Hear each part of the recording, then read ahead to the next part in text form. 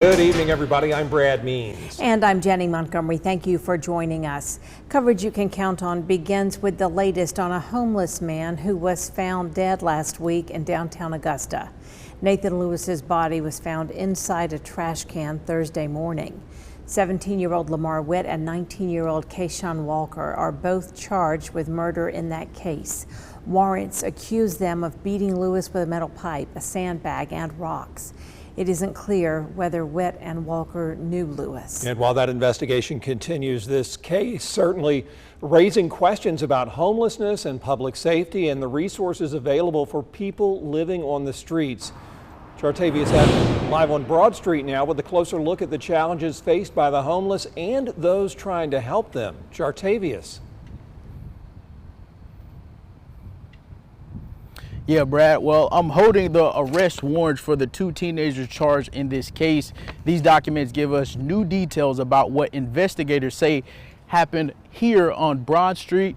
I also spoke with people who live downtown as well as a homeless outreach organization about the broader conversation this case has started. The Richmond County Sheriff's Office says deputies found Nathan Lewis dead Thursday morning after responding to a report of a broken window on Broad Street. 17-year-old Lamar Witt and 19-year-old Keshaun Walters are charged with murder. As the case moves through the courts, homeless advocates say the case is also drawing attention to the challenges many people living on the street face every day. Some don't want to come in shelters because they don't want to stop using or partaking in the lifestyle that they've chosen.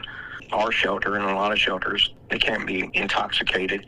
Public intoxication is not safe for anybody, so you can't put that in a shelter environment. Somebody that's out of their mind with alcohol or on fentanyl or something, they're unpredictable. Some folks are on the registry as a sex offender. They don't qualify to stay in any of our shelters because of the locations. They're not legally able to live in that environment. And then there are some that can't get shelter clearances. They're actually running from the law.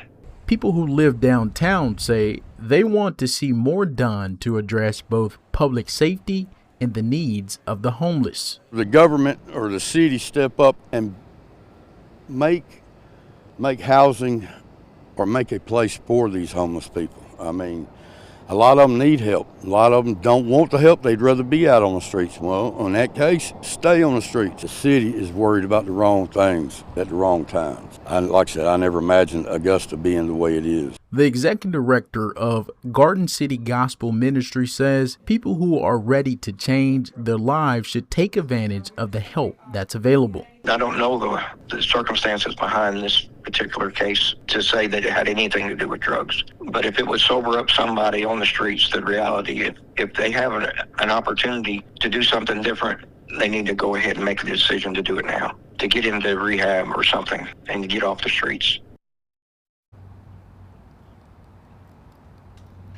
The Richmond County Sheriff's Office says both suspects remain in Charles B. Webster Detention Center charged with murder as the investigation continues. For now, we're live in Augusta. Chartavius Edmond, WJBF News Channel 6.